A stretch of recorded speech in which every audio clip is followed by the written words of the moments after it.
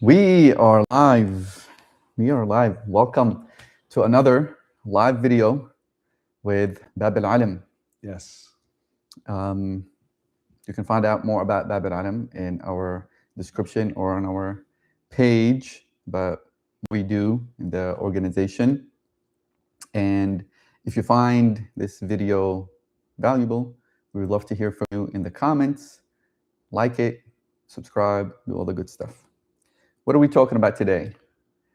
Today, we are talking about feeling disconnected Mm-hmm. after, um, even through doing quote unquote the work, Mm-hmm. right? Yes. Doing the spiritual work, doing, the moving in a direction of knowing oneself, Yeah. maybe, or in whatever that looks like in different formats. Why do we still feel disconnected, Right. even though we're quote unquote doing that work? Right. And hopefully, God willing, we'll try to touch on different topics. Mm-hmm. Uh, they're not necessarily presented in question format. So we'll see how we can touch on it. But the topics that we'll touch on is the difference between information and transformation, Mm-hmm. self-awareness, not automatically creating integration, how identity performance blocks genuine encounter. There was one here about the difference between analyzing the self and encountering the self.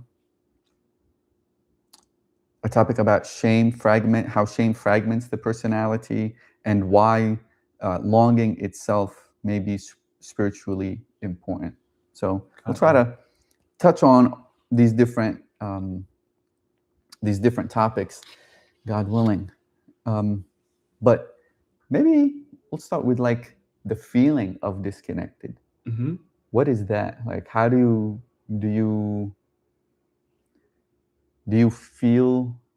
When do you feel that, if you ever feel that feeling of disconnected from yourself, or feeling of disconnected from myself? Mm-hmm. How would you describe feeling disconnected? Hmm. I don't ever experience being disconnected. Hmm. Wow, you're so enlightened. um. Yeah, man. Yeah. I feel like I'm always somewhere in the middle. Like I feel somehow both those things simultaneously. I feel completely connected, Hmm. and at times I feel absolutely disconnected. And somehow it's almost as if something is always both present, but I'm oscillating in terms of my awareness and experience between them both. Hmm. Why I think that is, I think because my feeling of disconnect is maybe associated with a way of thinking Hmm. rather than an actual experience or awareness. Hmm. Um, and we both know, I think, thinking in terms of like mental gymnastics or intellectualization or conceptualization and living into an identified like narrative way of thinking sort of is really constricted. And the deeper I get into that, maybe the more disconnected I might feel. But it's always a result of some sort of mental loop. Hmm. When I transcend that, or when I have experiences of being alive or in the zone or in the flow or in play or in laughter or in worship, even in praise, when I'm singing, just walking down the street, there is no feeling of disconnect.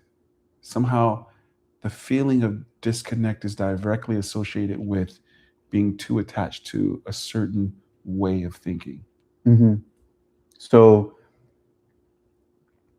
I mean, you described, let's say, flow and all these different things, or transcendence. What about when you're not? Like, you're saying there isn't a neutral ground. Like, how would you describe being connected, I right? think Because you're saying disconnected. I'm just trying to put it in a way that maybe I hear you're saying. You're saying disconnected is when you're stuck in a mental loop or Yeah. attached to a certain outcome, Yeah. or I mean, these are the two main things, I guess, that I Yeah. heard you say. So connected means what, or that feeling is what? That feeling. So that feeling of connection is a different thing than being connected. I mean, it can be there at the same time, but that feeling, just because the feeling is there, you might not still be connected. So are we talking about the feeling or actually what is being connected? No, for What is you. being disconnected? For me, um, there's no such thing other than connection. It's an always happening. And the overlay over Mhm. top of that is disconnection. And that is a product of the mistake of the intellect. So you're saying A you're thought always system. connected. No, for you, your I'm experience, I'm speaking for saying. me. Yeah. Mhm. That how would you differentiate being disconnected from connected? That's what I'm I'm pointing trying at. to answer the question, and I'm saying I differentiate it by a thought pattern or a thought loop. Mm-hmm. Anytime that is predominant, it is disconnection Mm-hmm. in my so-called experience of it. And otherwise, it's connected. Yeah, yeah. Even with that, it's you're still I'm still connected. How do I describe this? Mm, it's always daytime outside. Even if I shut my shades, it's still gonna be daytime outside. Yeah. The shades in this analogy is sort of like the thought loop or the mental conditioning. Like it is an overlay over the real reality, and the real reality is always connection. The lie or the disconnection is the thought loop. Mm-hmm. Still abstract. No, I hear you. It is Oh, abstract. Um, I hear you that in principle that connection is always there. You know, one thing that you said, um, being in a flow state, mm-hmm. right? That what does that do when you're saying flow state, or when you're saying you're singing down the street? You're describing these things to point to connection, Mm-hmm. right? Um, you know, so these are the things that I'm trying to Mm-hmm. point towards, right? Those things are like me trying to describe what it's like to be out of my mind. Uh-huh. Yeah, yeah, You know, yeah, exactly. this is what I kind of mean by Mm-hmm. and again, out of my mind, right? Like, what am I saying when I say that? Like, Yeah, so many things that can mean to people, yeah.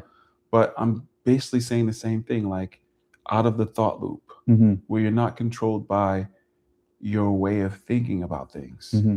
You're you sort of somehow tap back into a level of experience or reality that is not conditioned based on The the thought. specific lens of your thought process, Mm-hmm. Yeah. you know, or the way Mm-hmm. you're thinking, the way Yeah. I'm thinking. Yeah. Yeah. Which kind of points towards what the moment is, Mm-hmm. right? Like it's just pointing towards that moment, without the attachment or having that thought, um, of any particular attachment to outcome Mm-hmm. or what the moment is about, but it's actually meeting the moment, whether, you know, walking down the street Mm-hmm. singing, or walking down the street encountering life in such a way that Mm-hmm. is not, um, just in thought, Yeah. right? Because it happens, right? Like these are the different points of being in thought. To your point, you know, like somebody's driving, you know, I'm driving, and you're like, wait a second. Then you get home and you're like, wait, what? How did I get home? Yeah. Right? The body is doing its thing. it's which is thank God, like, which is another thing. You know what I mean? Like it's doing its thing. Like if you can't, if you're driving or if you're walking and you start thinking about how you're driving or how you're walking, you're gonna stumble, or it's gonna be too much. So thank God for that kind of conditioning for the body to go in autopilot, if you will, you know, so that when I'm walking, I'm not stuck in thought. But if we are stuck in thought, you know, when I'm driving and my thought is somewhere else, I'm not really in the driver's seat, you know, then there's that disconnection, right? But I think what this topic is mainly talking about, this feeling of disconnection while still doing the quote unquote work, right? What does it mean to feel disconnected from oneself? Is the way that I hear that is that there is, in how I show up in the world, there's a disconnect between whatever I'm feeling inside, whatever I'm feeling about myself, maybe whatever I'm feeling about my personality, in those kind of ways, that the inside of me is not necessarily showing up externally. So there's a disconnect happening in life, like in how I experience life, right? Another way to look at it also is this feeling of like there's something more, or there's something else, there's something that is deeper inside that there's a disconnect from, you know, that it's not there just yet, which is it's all in thought, but the inner experience of it, or the feeling of it, and how it shows up in life. Somebody might say, like, you know, I'm showing up, I'm going to work, I'm doing this, I am meditating, I do have moments of flow, or you know, when I'm creating music, or when I'm doing anything that's creative, you know, but somehow I'm still experiencing some kind of disconnect from myself, right?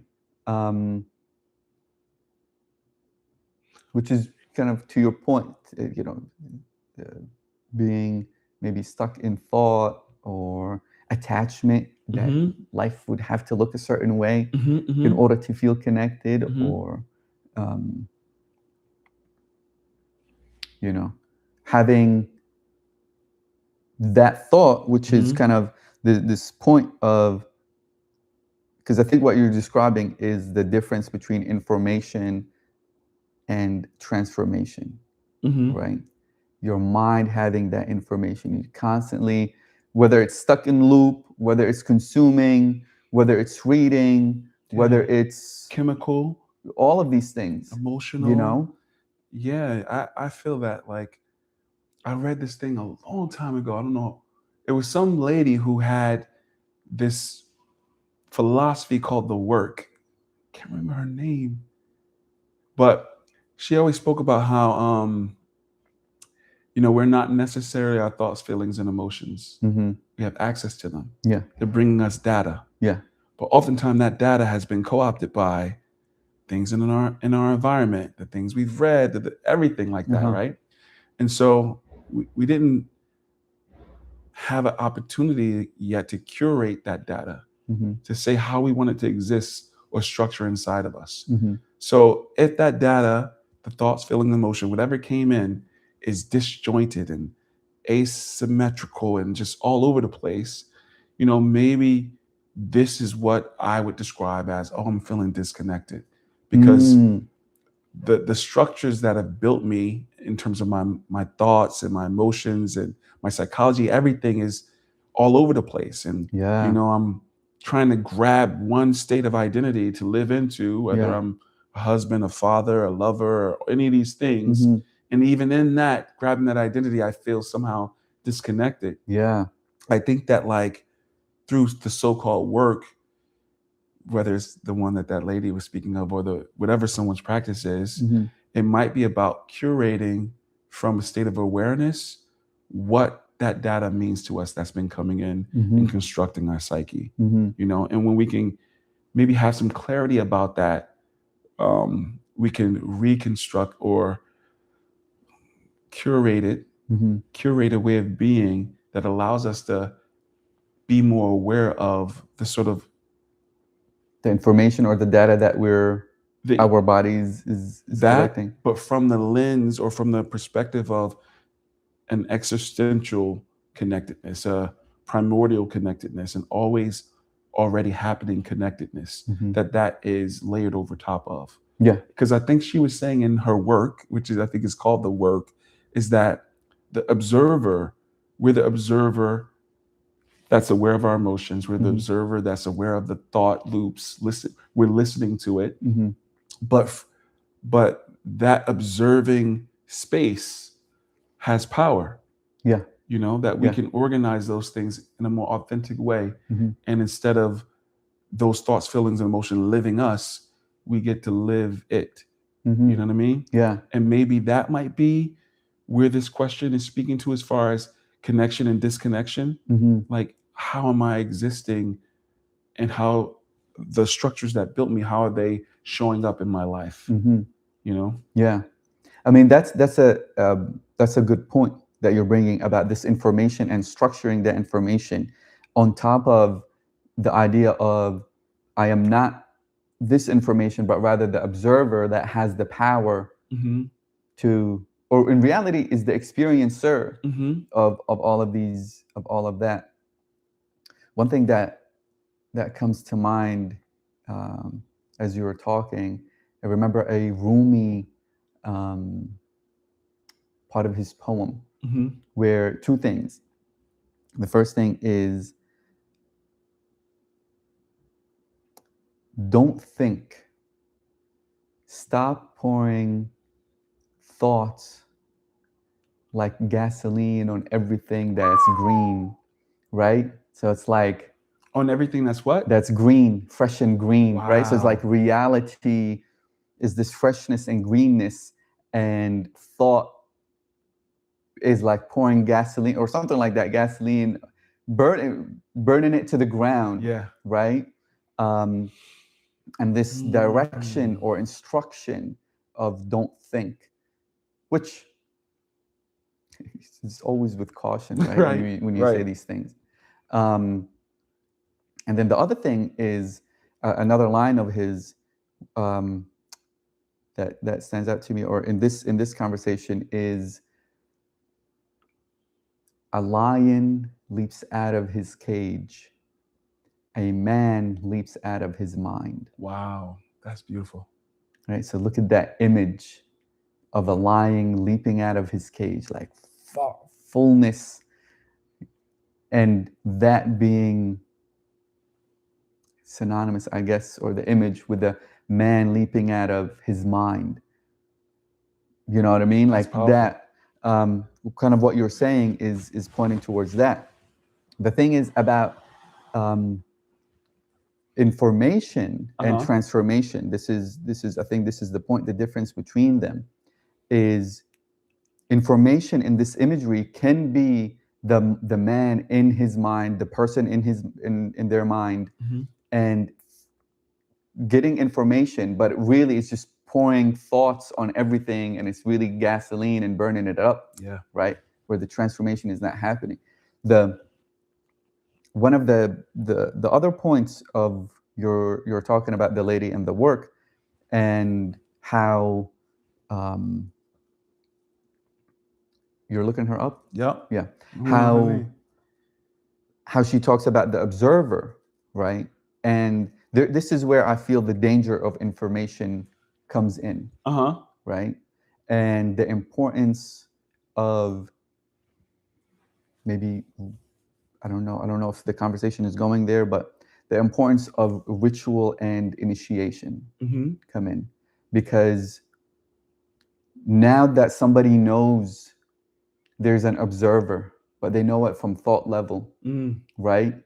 There's an attachment. Even practice now leads to that attachment, right?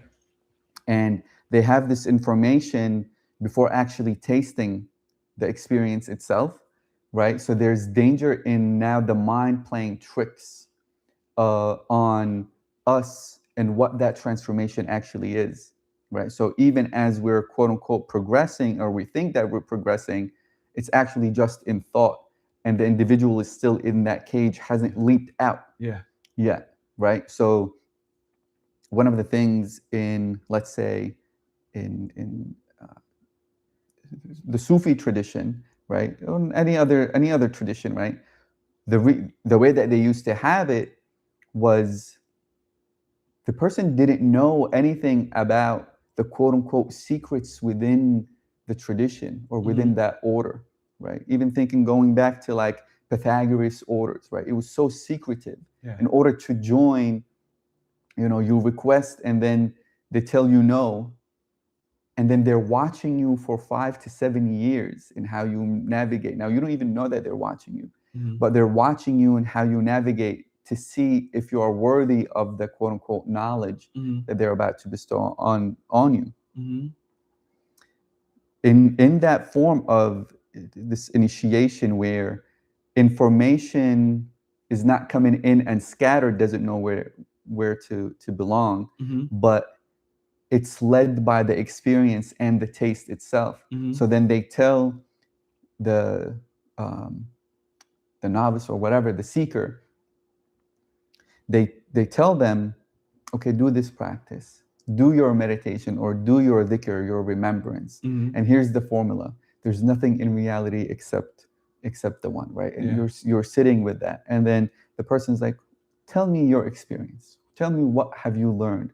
Tell me what did that lead to? And then for the person to express, oh, I am the observer. I'm not my thoughts. I'm not my feelings. I'm not my emotions or my sensations, right? To actually experience that and now come back into quote unquote, into the day-to-day life with that level of knowledge, rather than reading it first, practicing second, the practice informing the reading or the information, and try to stack it up in a way that supports the practice rather than vice versa, right? So the difference between more information or information overload and actual transformation, in a sense, is like leaping out of your mind in that sense, to allow the experience to inform the reality rather than thought informing the experience and the practice. Beautifully expressed, bro. I couldn't agree more, actually. Yeah, I think my experience originally was like that. I had an experience that religion hadn't touched yet, or spirituality, even in terms of what mainstream society views as religion and spirituality. And that became my primary information and transformation. Because I was so little, so young, and was in such suffering, me and my mom and stuff like that. And I woke up one day and I had so much energy. I was just jumping on the bed. My mom was in the bed. I'm jumping. Oh my God, I feel so good. I feel so good. I had to be like, 6 or something like that. It's just this, I can remember it vividly. It was so much joy and what felt like power and like God just pouring through me. I had that taste, It was amazing. And I remember, from that moment on, sort of leaning towards the magical or the mystical and then eventually as I got older, kind of the religious and the all these different traditions, trying to figure out what that and other experience that happened after that was and why. So the transformation in the information came in the same moment, but after that, it was like a search for information, right? And then a making of an identity around it. Oh, am I Christian? Am I Muslim? Am I Jewish? Am I this? I mean, I never say am I Jewish because I thought that was I thought that was a race rather than a religion. I couldn't wrap my head around what that was at first, but then I figured the Kabbalah and I just dove like, oh, this is good. Yeah. But all of those things, I started to more and more create an identity around it. And then even after those things, I started to move into, oh, I'm not those things. I'm a mystic. Mm-hmm. That way I don't have to be, caught up in other people's convictions. It's just me and you, God, Yeah. kind of thing. Yeah. You know what I mean? But even that became this identity that I wasn't necessarily choosing. Mm-hmm. It was based on the information that started to, like you said, Yeah. stack on top of itself, Yeah. and then solidify and cement. Yeah. You know what I mean? Yeah. It wasn't until more and more vehicles of transcendence, whether it was meditation or fasting or heartbreak or Mm-hmm. tragedy, Yeah. because those are also oftentimes from in my life vehicles of transformation. Yes. You know what I mean? Yeah. And the identity just is destroyed by those things. And you start to realize that, oh, I'm still here. I never was any of those things. Yeah. You know what I mean? Yeah. And then now I can choose, to put on any one of those garments like a pair of pants, Mm-hmm. rather than an identity that is I'm wearing like skin. Yeah. You know what I mean? I wanted to say, I just wanted to laugh because pants that's an interesting choice for a garment. oh, But yeah, I was gonna say a jacket or maybe like a robe, but like yeah, or like a pair of socks as a garment. But why is pants so interesting? I don't know. I wasn't expecting that. Oh, so the lady I was talking about, shout out to her and her work, which is called The Work, is Byron Katie. Byron Katie. Yeah. I remember hearing that name. Back in the day, I read her stuff, man. And it's around, can I read a little bit of this? Yeah. So it says, based on your description, The Work, and a lady who talks about that, it sounds like it might be referring to Byron Katie, and I am, and her method, simply called The Work. She's a speaker and author known for teaching people how to question their stressful thoughts to find peace. The aspects of The Work by Byron Katie is the 4 questions, a process of inquiry to examine stressful thoughts. Is it true? Can you absolutely know that it's true? The turnaround, reversing the thought to find opposite, often more accurate perspectives. The goal, to help individuals stop arguing with reality and reduce personal suffering. Interesting. Yeah, I think that's a big point, right? About arguing with reality and choosing suffering, right? Because a big part of it is, arguing with reality is not accepting reality, right? And that's where kind of love comes in, right? Because acceptance is a big part of love itself, but to your point, talking about these building these identities, right, and having this information or different kind of identities stack on top of each other, right, which is a good segue into this part of understanding how identity performance blocks genuine encounter, right? So that now when the individual wears an identity and now starts to perform that identity, again, now there's this level of attachment that you were talking about earlier on. So now there's the identity, an attachment to that identity, and then performing that identity, where they would start to argue, kind of like what she's saying, they would start to argue with reality based on the identity performance that now they're wearing, confusing the pants for their legs, pretty much. You know what I mean? Facts. And which is very subtle, because it can show up in so many different ways. It doesn't only show up in a spiritual sense. It shows up much deeper, or not deeper, but like it does actually show up very wide and deep, when it comes to the identity performance, right? And how when we believe deep down that we are those things, and we haven't had a taste or an experience to allow us or to inform us that we are not this thing in reality, but it's something much deeper Yeah. than that, then the encounter with actual reality will be blocked in a sense, you know. So And what is an encounter with actual reality? How would you describe that? I think that the closest way that I would say would be moments of absolute presence, right? Like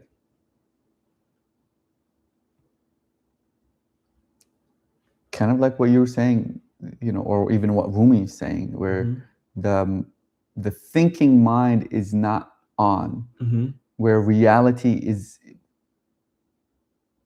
experienced in a way that the mind is not giving meaning right away to it. That there's space between the meaning making machine that is the mind and reality. Yeah. You know, we were talking yesterday after the meditation. Shout out to Janet, our friend who leads meditation every night, Monday to Thursday, on Zoom. And we're talking about the meditation, right? And I expressed something about the sound of the birds and the sound of the cars or something like that. In that moment, that felt like an encounter. That to me was an encounter where the sound of the birds and the sound of the cars, it was very subtle in that it was sound. Like it was stripped away from what it is. Like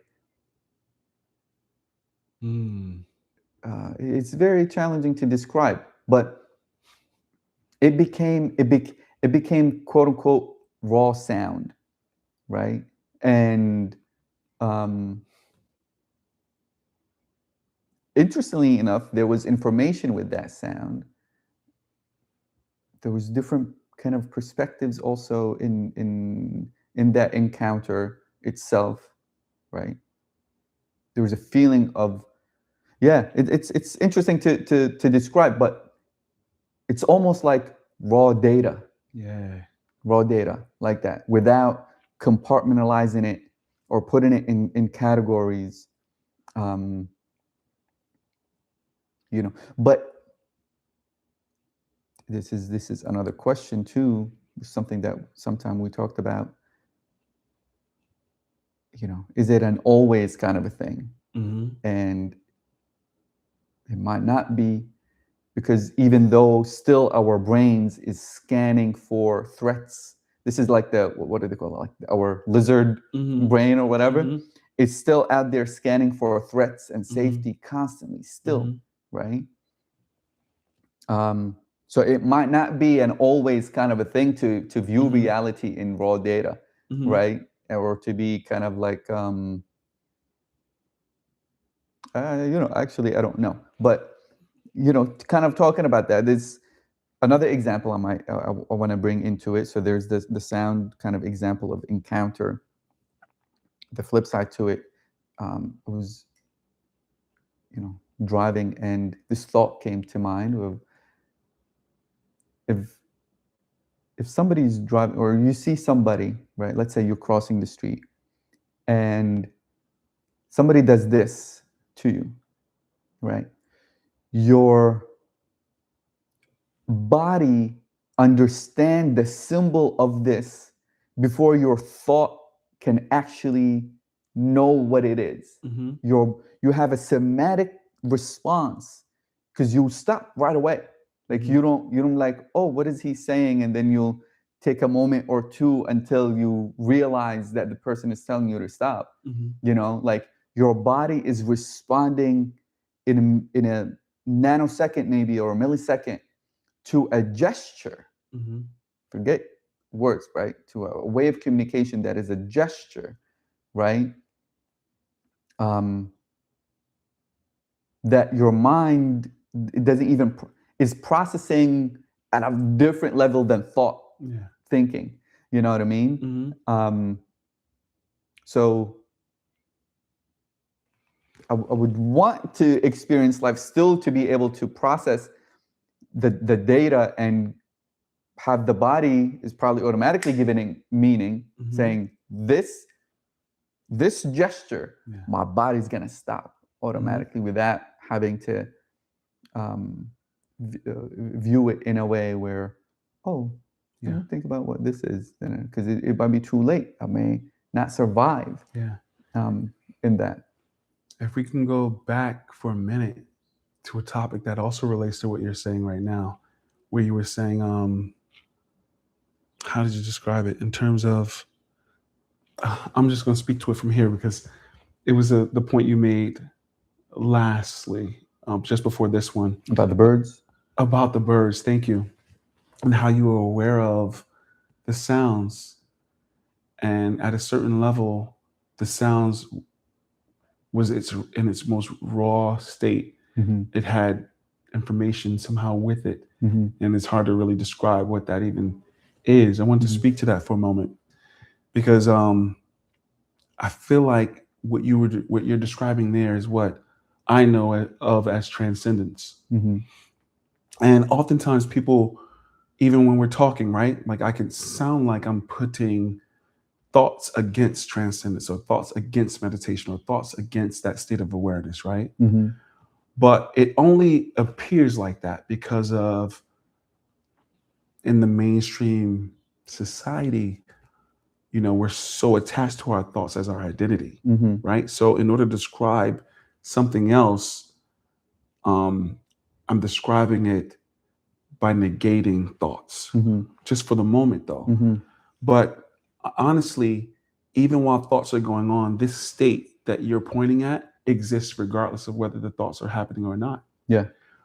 It's just that in our awareness or our personality level, we're so attached or identified with the thoughts. And so we almost don't recognize that the already always happening of reality is still existing, of whether it's a deeper sense of self or identity or no self at all, however we want to describe that. But where I would point to it, what I'd say more about it is that, like, you know how I often hear, and I hope I don't jack this example up, Maharishi always talks about the oak tree always being present in the acorn, right? It's the acorn that makes an oak tree, correct? I guess. And I think that's the way it is in terms of how you were describing the sound. Somehow the sound had information in it. It's similar to that acorn, even though it's in its most, what do we say? Most what state before it starts growing and becoming a oak tree? Its most baby stage, infant stage. It still has all the information present in it as the oak tree. Before the oak tree even manifests. It's the same thing with reality. It's the same thing, with thoughts or the personality or all these things. This primordial soup or unified fill or source, course, and goal of all reality is already pregnant with absolutely everything that exists, including anything we can think of, right? But it's just that the thoughts and everything else is happening, if you will, at a grosser level. And so as you're transcending and sound is coming in, your awareness is expanding and you're becoming aware of all the information that's available to you beyond thoughts, or because your awareness is expanding. So you have the capacity to pull in more of what reality is, more of the raw state of those sounds and things like that. Anyway, this also relates to this next point you were making about, like, being in the car and someone doing this expression to you, and automatically, before the thoughts come, you intuitively or instinctively, I should say, know to stop. And that's often because, we've already had all the years of digesting what this symbol means and everything like that. So one thing, when you transcend, you become aware of your thoughts, and more subtle states of manifestation as it gets closer and closer to that unified field or that transcendental consciousness. And so as you become aware of the more subtle states of the thoughts, it's more engrossed in your um, awareness, your way of being. That those thought systems or what those gestures meant has already had time to stack in your awareness what it means. But And so, regardless if somebody transcends or not, like that gesture would work on somebody regardless, right? Or like, what's well, the the so transcendental consciousness is the always reality that's always happening. So you're it's sort of like the fish who's in the ocean. Transcendence is really just cultivating whether you're aware of it or not. It's already always happening from Mhm. this perspective, from this model. Um, and so without being aware of it, the structure of it is still the structure of it. Mhm. Meaning, um, you can be aware. Your awareness is not necessarily your thoughts, but your thoughts are always inside the awareness, Yeah. and this awareness is always part and parcel with this transcendental field. It's just that if So you're transcending, you're conditioning your physical body's capacity to be aware of itself as this infinite transcendental field. oh, so And you're in talking that about field, you can be more, you're more, it's where these things are structured. so I just want to kind of bring it down. Mm-hmm. Um, so you're saying even when we're responding in an instinct, what's the word? Instant? And yeah, no, instinctively, Oh, okay. right? Mm-hmm. That there is an awareness that can be aware of that response that's taking place, Yes. right? Okay, I'm not sure if I've experienced that. It's like it's just ahead of your thoughts. What is ahead? Um, the The place where awareness? instinct is, Oh, yes, I know you that know? part. I knew that part. Yeah. Yeah. Which But is, I'm trying to but see if closer to, like, how to describe it, right? Like, because if you had a field, right? For example, we know the model is never the actual reality. It's just what we use to kind of speak to. I get the So picture that you're if painting. it's Yeah. if it's the field here, the next level up would be, um, let's say, your deepest sense of self, Mm-hmm. your deepest sense of awareness, Mm-hmm. maybe your ego, Mm-hmm. but not ego how they mean it in terms of, oh, you got to kill the ego or refine the ego, but your deepest sense of self, your cosmic ego self, your Atman, if you will, from the Vedic perspective, right? And then just above that is the fine feeling level, which means that in between that Atma and the fine feeling level is where instincts would be, right? But above that, in its expression for this model, would be the intellect. And in the intellect, you can find, thoughts and, right? Am I getting it right? Mine. They'll correct me if I'm not getting it right. But the sequence of expression from the transcendent, from your transcendent self to um, your soul, right? To your fine feeling level, that expression of that soul, and then your thought life, and then the emotional life, and all these other things that Mm-hmm. exist in these different bodies Mm-hmm. that we would like to be symmetrical with this transcendental self, but often based on conditioning and traumas and stuff like that, could be disjointed. And because of that, a person could feel disconnected. But as those things line back up with our deepest sense of self, thoughts, feelings, emotions, cosmic ego, Mm-hmm. that is the feeling of connection, Mm. you know? When all of these things,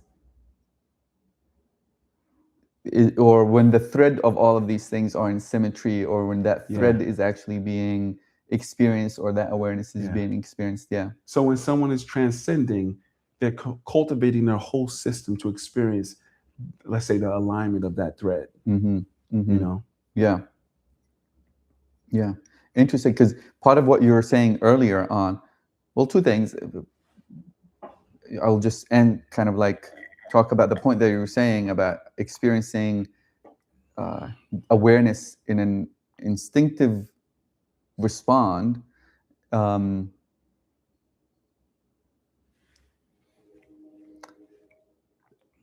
in something that is, what's the word, fight or flight, Mm-hmm. or that kind of sense. I don't think I've experienced awareness in those kind of situations where it's like, you know, a dog is coming at you, and now, oh, I'm aware that I need to run, or like I'm aware of that, you know, this is the thing and this is the response that needs to take place. Or you know, you're driving and all of a sudden a car is coming out of nowhere. You know, yeah, it's an interesting. I haven't, maybe after the fact I can look and see what the experience was, but during, I don't know if I've experienced something like that in how you're pointing to. You mean like being aware of it as it's happening? You're saying that you know it's happened, but you don't know if you were aware of it while it was happening. Yeah. Ah. Yeah. Because like, would it be the same or similar to, like, you know, someone surprising you or scaring you, and you're Right. your body has reacted. Yes. You know, you didn't think about doing that. It just did. Or even the awareness of it. You know. Yeah. While it was happening. Yeah. Like, oh, I'm being scared. Yeah. Right Exactly. now. Exactly. That's where I'm. You know, I was pointing at towards the in.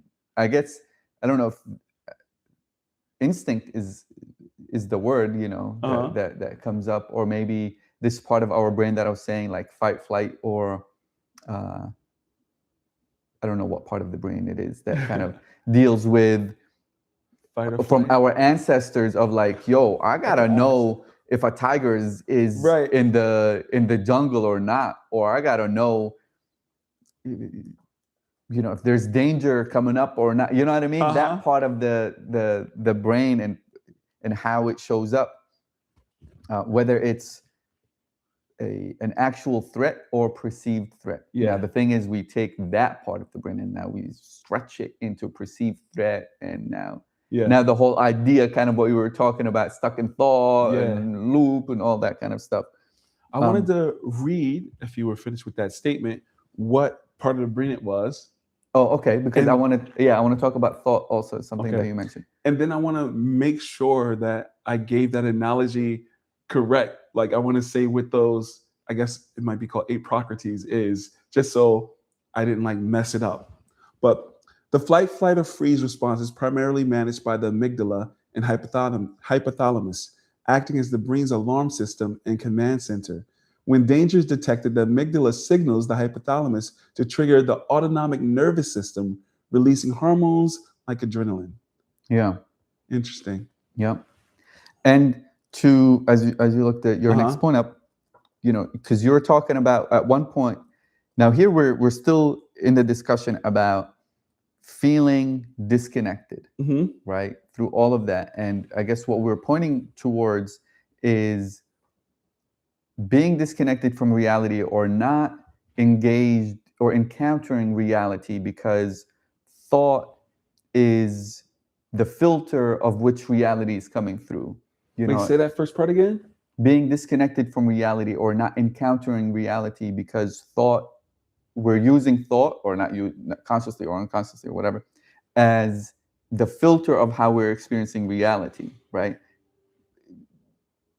Giving meaning, or being stuck in a you know, thought loop or whatever, being stuck in the mind really, and not leaping, kind of what Rumi is saying, not leaping out of the mind and encountering reality as it is. One point that I also remember I once read talking about thought, because, you know, I know somebody might feel, you know, that they experience reality from a intellectual sense, right? I know there's a lot of words or different ideas of what intellect means, right? But one thing I remember reading about Plato, and part of his contemplation, because that's another practice, right? The practice of contemplation. Mm-hmm. Part of his contemplation practice, or how he described his contemplation practice, is where his thought touches the the object of the thought. Where his thought touches the objects of the thought. Yeah, like meaning the source of thought the or the actual physical thing he's thinking about. yeah, the actual thing that he's thinking about. So if he was thinking about car, his thought touches the car. Right. Okay. Where the thought touches the object that it's thinking about. And I think hearing that is a different way of describing what you describe these different levels. Well, what does he mean though? Like, because my thought touched the car. I'm trying to put it in like, what does it mean? What do you think? Like, A different he's saying way, like it becomes the car. yeah, like it the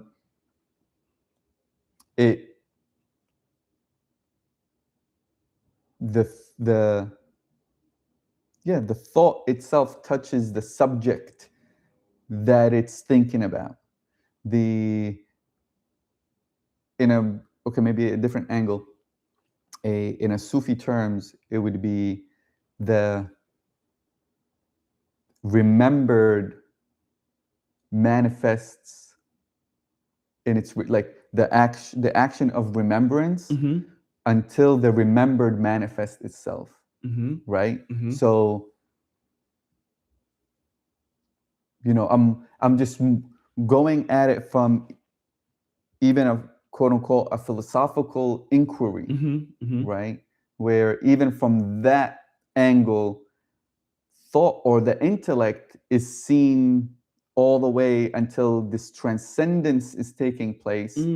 And that information is now the subject of which the thought is maybe ruminating in, I'm not 100% sure, is brought all the way down to that field, and then information in it is just like you and like the sound. Yeah, exactly.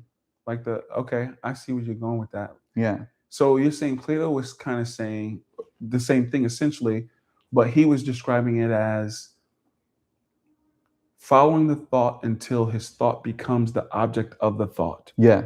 And what he means is basically taking the thought to its most fundamental level where it and the car or it and whatever the object of attention is the same thing.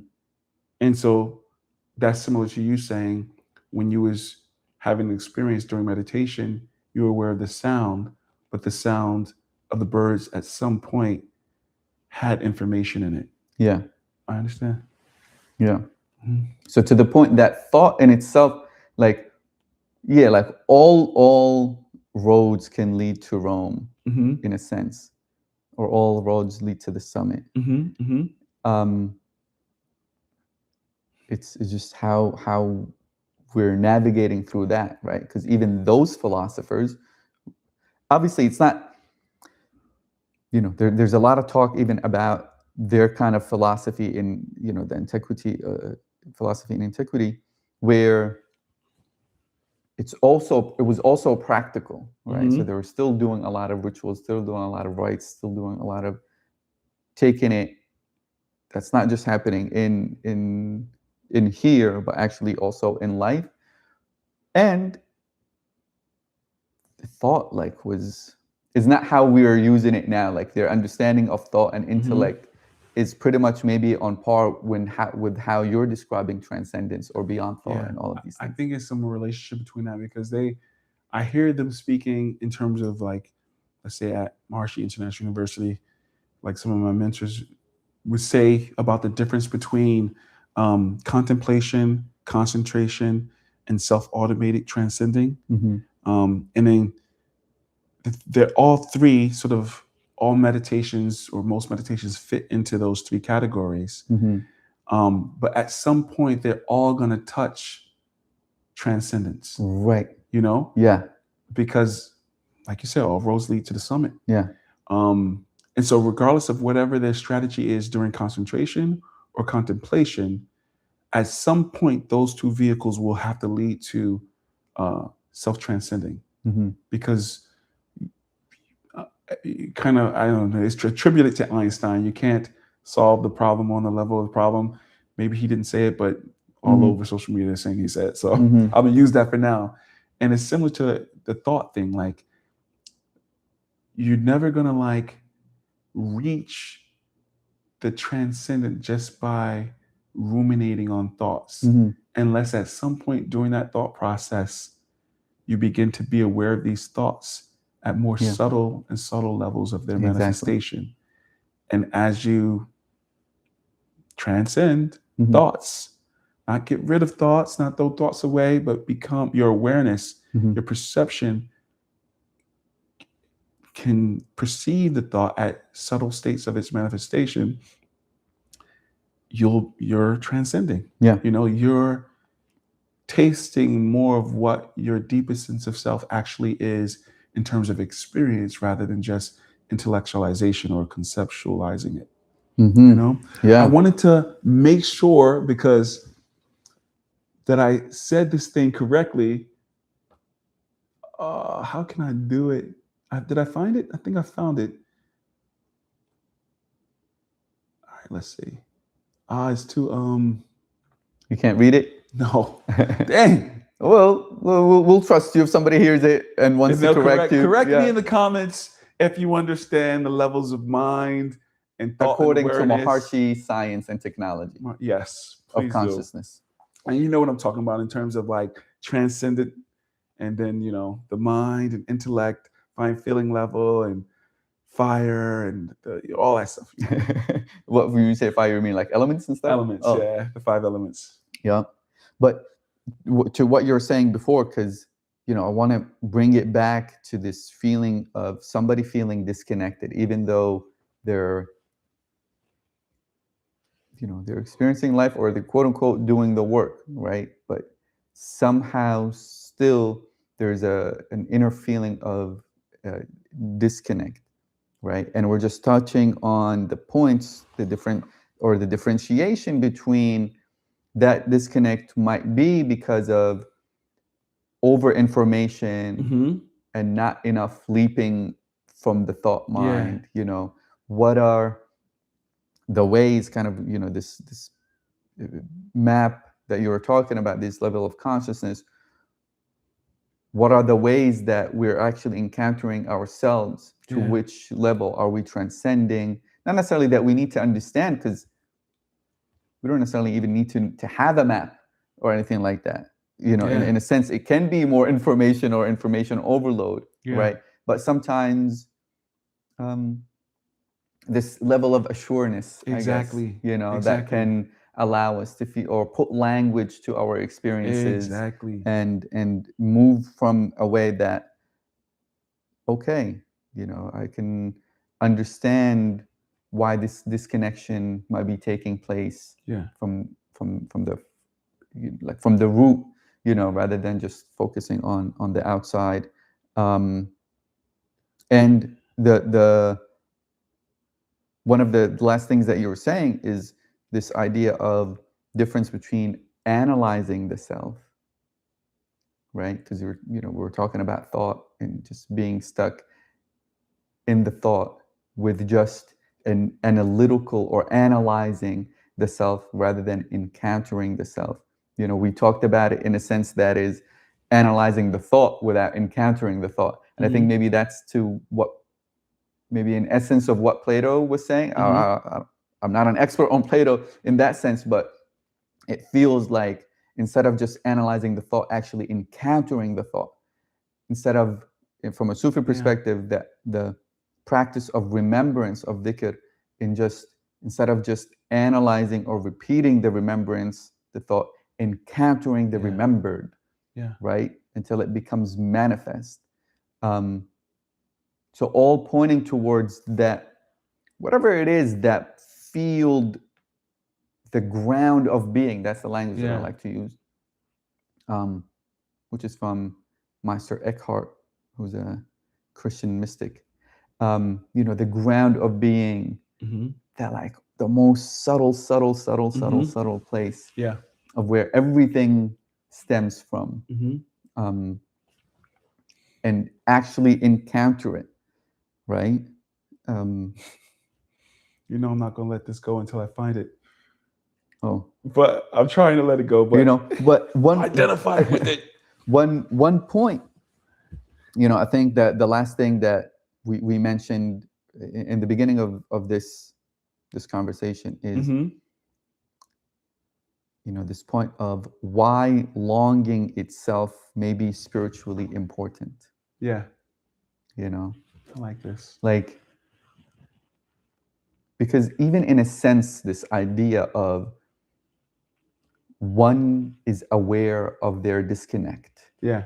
Right? Or that there's something, that symmetry that you're talking about, that thread that runs through this entire thing, right? Yeah. There's some disconnect, let's say, in that thread, or they're not aware of that thread in its symmetry, or something is off. And that feeling of unease, I don't know if unease is the right word, but the feeling of, okay, there's the wholeness is not, haven't been quote unquote realized. Not that it's not there in reality at the fundamental level, but like hasn't yet been realized.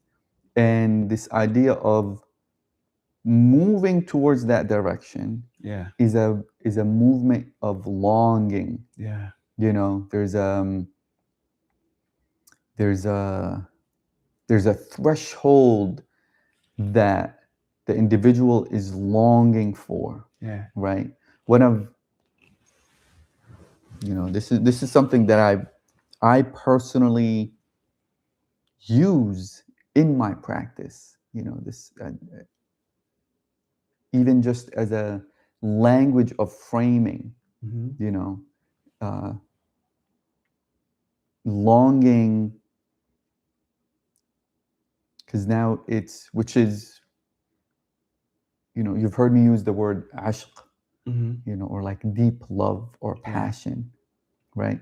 That this longing to know oneself deeper, or to love oneself more fully, or to encounter oneself really. And then there's this longing towards that, right? Which is ultimately a wholeness in oneself. It creates this magnetism that, going back to Rumi, what you're seeking is seeking you. So now the movement internally is happening from both ends, or at least it feels like that. There's a realization of that movement that's happening from both ends, right? That the longing to encounter oneself, the self, let's call it capital S self, is also longing for you in the same time, Yes. which this, at a subtle level, this entire movement is a movement from duality to non-duality, or from fragmentation to non-fragmentation, or from division to no division internally, where this symmetry is completely aligned. So longing in a spiritual sense, or within a spiritual practice,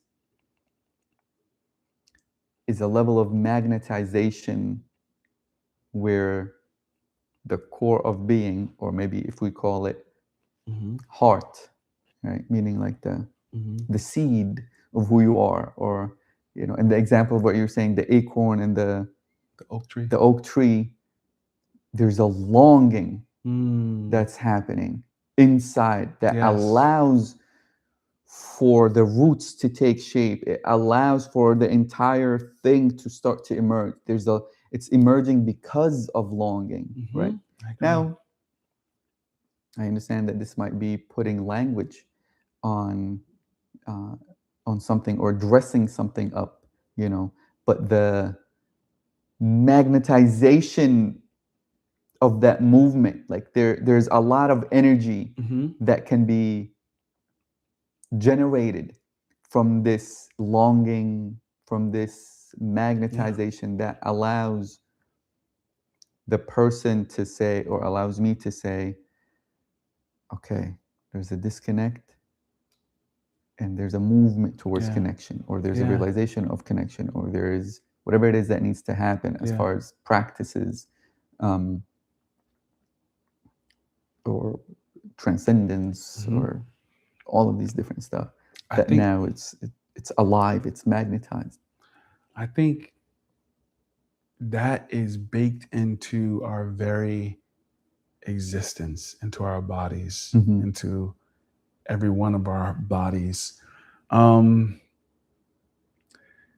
there's a thing that they say in martial Vedic science is that the mind naturally goes towards increasing charm.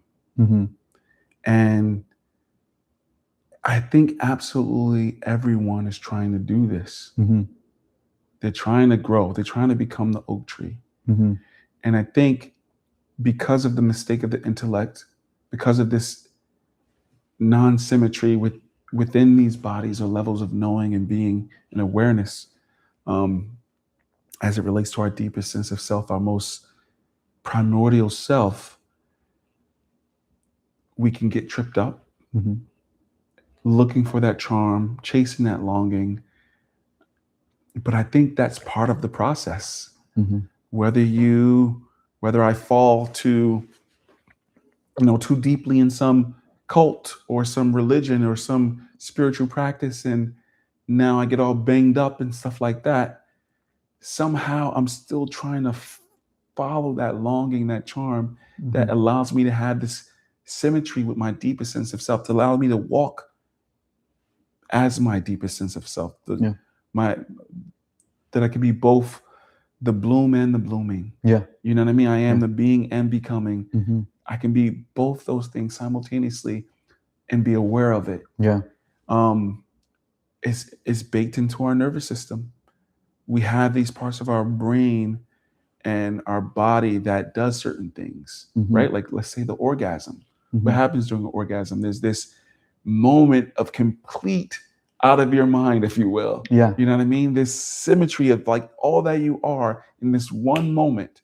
And that one moment has the power for creation. Yeah. You know what I mean? Or anywhere else you might experience something cousin to that. Mhm. You know what I mean? Mhm. It's baked into us Yeah. to get back to that. Whether we find it in something horrible, Mhm. like some drugs that take us out of our mind in a way that is not Mhm. advantageous physiologically speaking, or even functioning in your life um, in the best possible way, or whether we find this music or this lover Mhm. who we explore Mhm. together, levels of union. Mhm. You know what I mean? Whether I find it in music or love or alcohol or drugs, everyone is searching for that, I think. Mhm. This union with their deepest sense of self. And the body is uniquely attuned to hold this way of being, because Mhm. it's from there. It's the physical it's the acorn Mhm. in the analogy. It wants, like you said, to become this oak tree. Yeah. And so when it has taste here and there, the mind or the emotions are doing its best assessment to say, oh, this is where I get that feeling from. I get it from sex. I get it from music. Oh, I get it from this religion. I get it from meditation. I get it from dhikr. You know what I Mhm. mean? I get it Mhm. from these things. And sometimes those things are going to lead to great relationship with your deepest sense of self. Mhm. And sometimes you're going to be introduced to your deepest sense of self through the suffering that those things have caused in your life. Yeah. Awareness, or whatever your tool for awareness at every state of walking towards that charm, whatever that is if that's online, you can pivot accordingly when it's time to. Mhm. Without that, you're left to whatever the nervous system thinks it can perceive about its journey. You Mhm. know? Yeah. I found it. What? The Oh, the different levels? the different levels. Oh man, you were Yes. stuck on that. Yes, Talk I about no was. attachment. Because exactly, right? 'Cause I- Exactly. yeah. Okay, so in Vedic science and philosophy, specifically the Bhagavad Gita 7.4, the 8 Prakritis, lower nature or material energies, are fundamental building blocks of creation. They represent eightfold nature of life that structures the universe and includes both physical matter and cognitive faculties: earth, Brahmi; water, Alf; fire, Agni; air, Vayu; space, ether, Akasha; mind, Manas; intellect, Buddhi; and ego, Ahamkara. According to the Gita and Maharshi Vedic science, these 8 elements form the inferior, we wouldn't use inferior, but or material prakriti, and the divine or the unmanifest. Mm-hmm.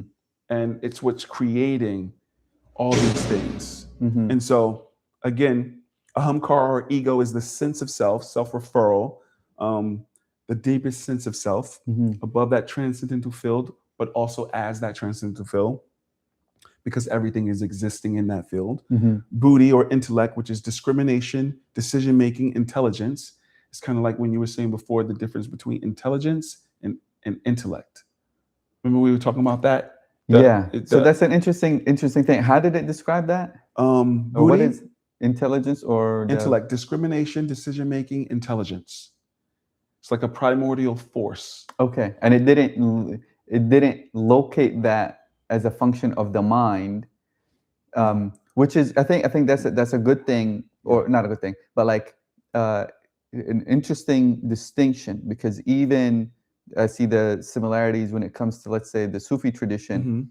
Intellect is higher than the mind. Mhm.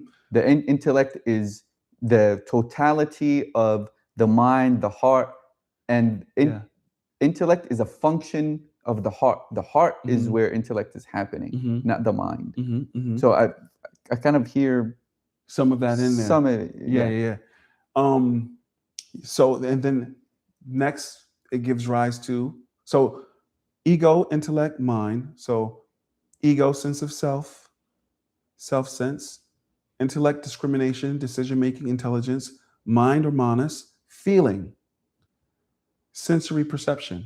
Mm-hmm. That's where you can see all the Yeah, the the data heart. is coming in Oh. from the heart, the thoughts, all of that sort of here is in the same Mm-hmm. space. Mm-hmm. Akasha, distribution of space, the field; Vayu, respiration, gases exchange, movement; fire, metabolism, transformation, heat; water, fluidity, cohesiveness; and earth, structuring principle, solidity. Yeah. But yeah, it's all about like those kind of things. Mm-hmm. But You know, one of the things that you were talking about before bringing this up, and I guess maybe it's somewhat related. Um, I know we're also kind of trying to stay on this idea of disconnection, or Mhm. this feeling of disconnection, or this being disconnected from um, from oneself. Mhm. But I also want to, because when you were sharing earlier about, like, before you went into that, the idea that everybody is pretty much doing or moving in the direction of being connected with themselves, Yeah, they're attempting to. Yeah. attempting to, it's just um, I'm attempting to. or it's just happening. For some, it's happening in ways that are, quote unquote, can lead maybe to that, To what?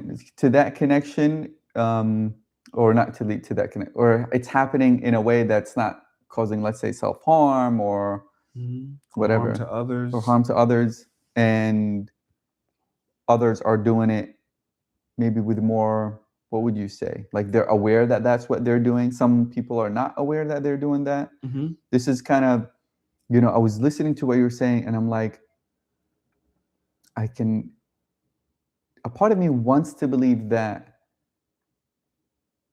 we're all trying to do that. I think at least consciously. And another part, there's like, I don't know if that's necessarily true, if that's necessarily the case, you know. And a third portion of it is kind of understanding for myself the bias of even just this understanding of level of consciousness, let's say, or levels of reality, where somebody, let's say, is completely materialist, you know, who is like, okay, that's cool. I don't, that doesn't, I don't subscribe, you know, to this. And this doesn't necessarily describe reality from a materialist standpoint. You know, so, but the more of the thing of what you were saying, like, you know, is it true that people are what somewhat consciously trying to connect deeply within themselves or find themselves, or is somebody consciously or even unconsciously? You're saying both, right? no consciously, I would to consciously do it, like Is it true that some people are trying to do that? no, the differentiation between what I'm trying to say, the differentiation between that everybody is doing that, you know, and a part of me wants to believe that, okay, maybe everybody wants to do that, but is that true? Is that true that everybody is Is on some level on going some level towards going towards their knowing longing themselves or or their that charm? longing, you know? Well, I think what you're pointing at is the longing or charm synonymous with knowing themselves? Because everyone is definitely going towards longing or charm or what's increasing charm. Like you see that everywhere, whether you're drinking or you're doing something else or eating. Like people are going towards their longing or their charm. But are you What I'm pointing saying, I'm at pointing at that long. are you pointing at is longing going towards their longing or charm synonymous with them going towards their deepest sense of self? Yeah, because that's longing is longing for a deeper sense, right?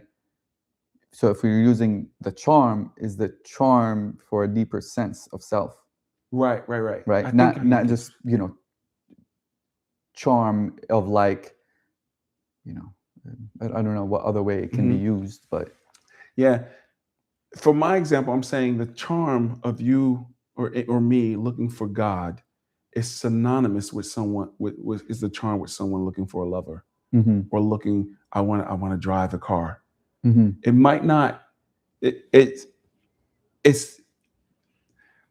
at the sort of superficial levels, but I'm already biased. But I'm gonna say it, I guess, the best way I can. You know, no, me longing for God is not the same as me longing for a car. What I'm talking about is like the mechanics of it, which is baked into reality.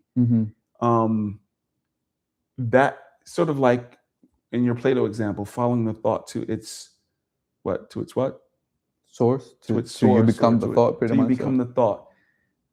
It's what everything is trying to move towards now. Yeah, I get some disagreements and maybe a materialist will disagree, but even them, they still can't account for the hard problem of consciousness, even whether they're materialists or not. The most they could say is they believe that consciousness is a product of the material mind or something like that, right? But you can't prove that, just like you can't necessarily prove that the consciousness gives rise to material, right? Like you can have a difference of opinion, right? But neither side can really prove it. But you can point out, you know, there's no way right now they can account for the hard problem of consciousness or science. Am I saying it correctly? The what I wanted to point at is hard problem of consciousness. What I wanted to point at is if it's done consciously, then it doesn't matter of, not that it doesn't matter, but like I can use me wanting to drive the car in order to know myself in that sense, right? Like if I'm doing that consciously, if I'm conscious in making that decision of I want to know myself on a deeper level, and somehow driving this car attributes to that, I can see that, being taking me to knowing myself deeper, or maybe as an experiment, maybe it does, maybe not, right? Maybe there's a dead end.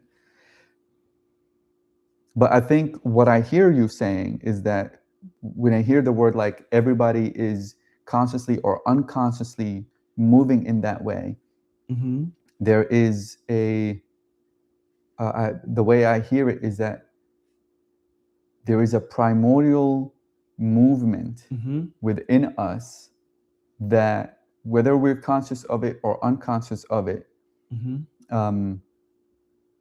is naturally, quote unquote, moving towards knowing itself consciously or unconsciously. Am I hearing that correctly? Yes. And my example would be the acorn oak tree. Mm-hmm. I mean, the analogy that goes with that, I guess. Yeah. Yeah. Because I was saying you mentioned materialist. That's what you mentioned, right? And I was bringing up the heart problem of conscience for them, just to describe what that is, just in case people don't know, because I didn't really know how to describe it. But the heart problem of consciousness is a philosophical and scientific question of why and how physical processes in the brain give rise to subjective or felt experience. So how do you have your selfness? Is a very, these questions all point back to what everyone, like including scientists, are trying to get to, like what is the fundamental nature of reality? Yeah. And just so I can finish this idea of the sort of 8 prakrtis in the levels of mind or bodies, I'll just finish it right here. So the 8 prakrtis operate within the structure of the 5 koshas, bodies or sheaths, right? With the gross elements primarily forming the outermost sheath and the mental elements dominating the inner sheaths. So the gross constitute, the Anandamaya kosha, which is the physical body, the form, physical, biological body, and the sustenance. The Pranamaya kosha, which is the energetic, governs the flow of life, forces, circulation, and breath. And Manomaya kosha, which is the mental, processes emotion, sensory input, and reactive thoughts. And I always struggle with this one. Vijnanamaya kosha, which is wisdom, higher intellect, ego, identity, decision-making. And they all corresponding to those 8 prakrtis that I've mentioned earlier. So yeah, and yeah, just wanted to get that right because I'm attached to it, identify with it. Okay, yeah. Yeah. Awesome. Yeah. Great. Okay, so did we touch on most of the points on feeling connected or disconnected from oneself? I think we did touch on the difference between, maybe we spent the majority of time talking about the difference between information and transformation, being stuck in thought, having our experience in reality where now it's constantly being filtered through thought, rather than a quote unquote real encounter with what is.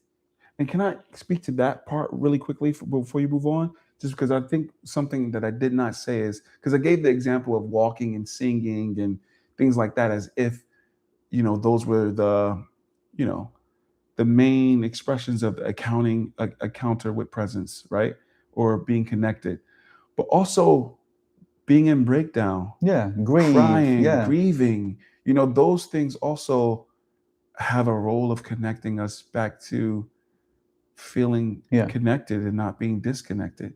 But oftentimes to the brain or mistaken intellect, they look like disconnection. Yeah. So what do you do when disconnect looks like connection. Well, I think we touched on it. Well, just so I can finish the example. And when connection, what do you do when disconnection looks like connection, and when connection looks like disconnection? Because that's the real thing that can happen when, you know, something comes into, something you're attached to and you love very much so, but it's somehow causing more disconnection, and your mind interprets it as connection, like a drug or like a person, like being infatuated, or any of these things can get co-opted, or when you sort of any of those things, you think we did it surface? Okay. Yeah, we touched on the difference between your thoughts, your feelings, all of these things arising, and the quote unquote observer, or that thing of which all of these things are actually sitting on. Right. And that there's the power on that ground, the observer that can use any one of these tools for its own. Anything, so that it's not necessarily attached to reality having look a certain way. So there's an actual encounter with reality, with whatever reality is, whether it's happiness or the emotion is at a different level. It's not at that, which the other point that we went into is how identity performance, right? This is one thing that we kind of spent also some time, identity performance, confusing, the pants in your example to the legs, and how that identity performance blocks genuine encounter, right? Because now I'm taking reality and shifting it in whatever way so that my identity, or how I quote unquote perform my identity, can fit reality, or actually vice versa, and making this reality fit the identity performance in that way. And another thing that we touched on, we touched on a lot of things in between these different points, which is the difference between analyzing the self and encountering the self. I think this is where you brought up this idea of like really encountering the bottom. In the most, let's call it, transcendental field, and being connected to that symmetry of these different koshas and prakritis in our awareness of it, not necessarily by those names, right, or being able to point it out, but the lived experience of it. And we talked about fragmentation, division and non-division, and that movement is moving towards quote unquote non-duality. And then the last thing that we kind of touched on is why longing itself may be spiritually important. This is the idea of longing, and that there's this movement that's happening in both ways, or the acorn and the oak tree is moving. It's fulfilling. There's a fulfilling movement that is taking place, which can be tricky. Depending on our level of awareness of mistake of the intellect or actual and whether or not this is, I guess, where I'm still on the fence, whether or not it's the natural progression of life, whether we're conscious of it or not.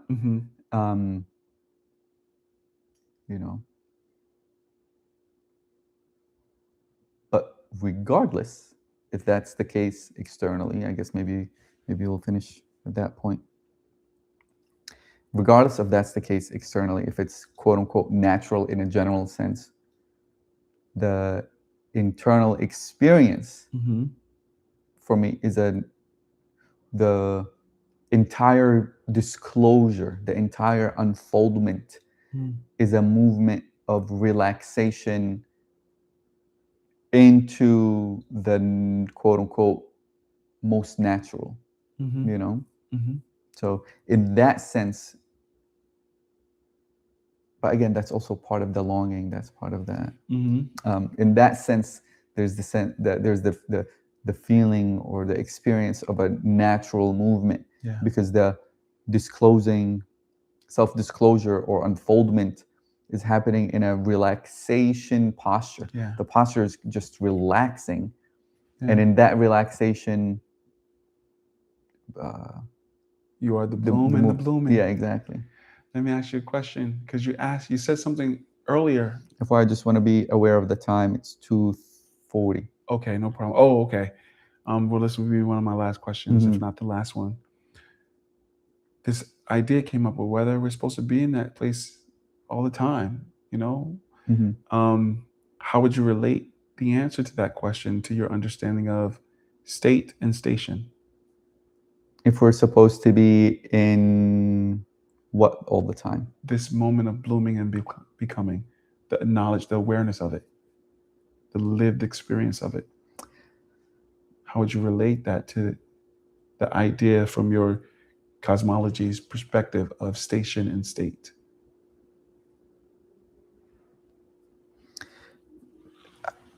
I don't know. That's the real answer. Is that I don't know. However, meaning I don't know if it's something that is kind of like a possibility in reality, where somebody's constantly all the time walking in the awareness of being and becoming. There isn't a moment of forgetfulness ever. It's like, imagine being aware of your breath all the time. Imagine every breath you take is a conscious breath all the time. I don't know. I'm not there, so I don't know. However, that doesn't stop me from aspiring towards it or moving towards it or constantly orienting myself towards that. What's that? Having that be a station, having that be solidified, right? Because I've experienced that in states, in a moment of, let's call it remembrance, or in a moment of presence, or in a moment of symmetry that's happening, and then boom, reality, or an encounter with reality. So having that as a state, now, yeah, I'm aware within myself that those moments expand, or become more frequent, let's say. And my aim or my direction maybe which is to be a child of the moment, which is kind of like what you're saying, is just like, I don't know if that's what that means really in reality. And it's not like it's gonna stop me. Not knowing is not gonna stop me from the longing or the pursuit, or kind of this other saying that I shared with you, of Prophet Muhammad saying, "Put the sun in my right hand and the moon in my left hand. For me to leave this matter alone, I will not until it became manifest or I perish in its pursuit." Right? So this allowing for that to constantly orienting myself towards that. So this, instead of it just being fragmented states, it settles in station. It boom, boom, boom. There's a solidification, I guess, or I don't know what the words might be, but like there's a grounding, there's a step, kind of that step is now grounded, that's how I would answer it, honestly. Beautifully expressed. Thank you. What about you? How do you feel being in a constant state of the awareness of being and becoming? Like, or what does that, because I don't know, even though I express it in how I expressed it, it doesn't give justice of what that moment is or what it actually means. So what does that mean to, which are big questions, right? Yeah. Because even when we say God, what do we mean? When we say all these Yeah. things, like, what does it mean to be? Do you understand it the same way that I understand it? Meaning in a complete, uninterrupted line of conscious, or like, like. Yeah, I understand it like that. Mm-hmm. To your last question on top of that question was, they say this thing at Maharishi International University. Maharshi said that Brahm must be lived. Mm-hmm. And I think that's speaking to the ineffableness Mm-hmm. of this experience. Like, it can never be directly spoken to because it's so far beyond thought. And words, right, is the thing that poets get at, right? Where they show, don't tell, and you get that Mm-hmm. experience from reading the poetry, or mathematicians may be experiencing when they get down to that deep abstract Mm-hmm. moment, and it's, they have this epiphanies about reality that they can't fully articulate, or the quantum physicists are like, wait a minute, I think Einstein said spookiness at a distance. Like, everyone is pointing to this ineffable thing that they can't really speak to because it is unarticulatable. It has to be lived. But with that said, yeah, I've tasted it, as a state or as an experience. Not in an established way. Again, we already all are that from my cosmology's perspective. But my experience points to the truth of it, or the usefulness of understanding it as a truth, meaning like I'm going to head in that direction, regardless of whether I know it as truth or not. It's useful for me to think it because of the taste I get from the experience Yeah. of it, of what it does to the organization of my life and my relationships and my sense of self, the breakdown and building back up of identities and ways of being, having the ability to sit outside of the self that I've created and completely curated in a different way under a different religion or a different philosophy, because I'm understanding just from those tastes that I'm never just what's expressing forward, Mm-hmm. in this reality. I'm always this observer, this being, this deepest sense of self, looking from outside of space and time and creating again and again. Like it says, curving back on myself, I create again and again. But there's this other expression that says, um, established in being, perform action. Mm-hmm. And it's all about that station, being cultivated in one's awareness, in my awareness, to where, like you said, it's not the full thing yet, but I've tasted it enough, and those tastes are becoming more and more frequent. Mm-hmm. And I think when that frequency, that oscillations of awareness reaches its maximum capacity, then we will have what they call a station, or being established, Mm-hmm. where that continuation of awareness is not broken up by sleep, Mm-hmm. not broken up by identification with a way of being, a thought, person, place, religion, tradition, any of those things. It's Mm-hmm. continual awareness of self as um as Yeah, it's as this, and because even when you're talking, like,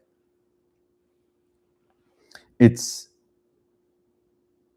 yeah, this and or all, right? Like, so all that, this is that. yeah, all this is that, so that there isn't a disassociation. Oh, I'm the awareness. I'm just the Yeah. awareness. Like, no, and I'm the body, and you Everything. know what I Yeah. mean? Like, and everything, and it's like the experience itself, and I Yeah. am the pants and the legs, and Yes. you know what I mean? So that it's Yes. the entire thing, which, And it's not just conceptual or yeah, intellectual. yeah. So the idea of the return, quote unquote, or baqa, subsistence, in after that annihilation, that creates the space of saying, I'm not the pants, Yeah. and then coming back, oh, I'm that and the pants. Mm-hmm. I'm both of these things. Facts. You know what I Yes. mean? And like The a return. complete, according to Jung, a complete individuation, a complete particularity from a universal perspective. The universal the entire ocean becomes a drop. It becomes completely particular. And this is, again, another part of that projection of what that means to be a child of the moment. A complete uniqueness in individuation. Yes. It does not, things are not bland. Things don't lose their diversity. Facts. Things don't, it's this exact fingerprint that is here experiencing, from a universal perspective, experiencing this exact fingerprint in particular. Yeah. You know, so a level of individuation of, in particular, this is what this particular body is to do, is to act as, is to respond as, is to move as, right? Like, not just from a space of awareness of it, but actually as it in this particular way, which, man, that's a whole other thing, but like, what this idea of a whole human, like an actual human being, animal and angel, God and human, right? But in complete oneness of particularity, subsistence in that universality, right? Which is already happening. It's just that our awareness, what of it can we experience of it? Yeah, exactly. You know? Yeah. Are you aware of being both particular and absolutely universal? Yeah. The bloom and the blooming, the being, right, and the becoming, the unchanging and the changing, the unmanifest and the manifest simultaneously. Or, Antoine, are you just talking about it? Yeah. It's fine either way, because it is what it is either way. Exactly. And whether it's possible or not possible, quote unquote, as a level of awareness to be as stationed, to your point and to what I said earlier, it doesn't stop. It doesn't change that. That's the movement. At least, even from a longing perspective for me, that is the aim of which, or you know, that which is a deeper sense, not something outside, but like that in itself is an aim or a movement towards, or an unfoldment of whatever language we would want to use, up, down, in, out, no matter, you know what I mean? The movement, but like that is the aim, goal, and all of it, you know? Connection. Exactly. Connection. Yeah. And connected back again. Yep. Amazing. So we've been live for probably, you know, definitely over an hour for sure. Thanks for being with us. Yeah, if you found any value in this, please, and thoughts, feel free to comment down below. Or if you disagree with anything, exactly, or disagree, or some hate, no matter, whatever it is. You know, drop it in the comment and subscribe. Hopefully, the aim is to try, God willing, to be live every Friday, possibly, and talk about these different topics that kind of are in the realm of, what would you say, spirituality in particular, I mean, in practice, mysticism, philosophy, our journey, living life, our journey through the lens, in different ways. And feel free to check out the description below and check out the link to find out more about Bab al-Alam, the Door of Knowledge, our organization, and see our upcoming events and challenges that we are thinking of rolling out pretty soon.